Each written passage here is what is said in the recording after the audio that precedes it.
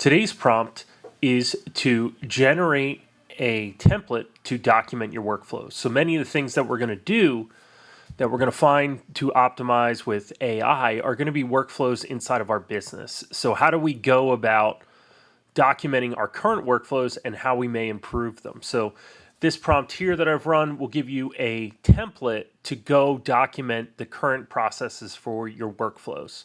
So this gives you here's our simple prompt, which is to generate a template for documenting workflows.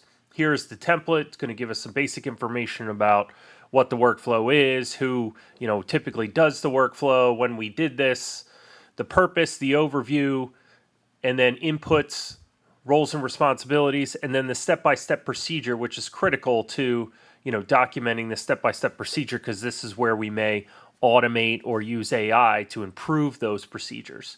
So this will give you all that information, and you can obviously change this prompt to generate a template for document workflows for a specific industry or maybe a different business type. So you can add all those types of details to make it more specific for you.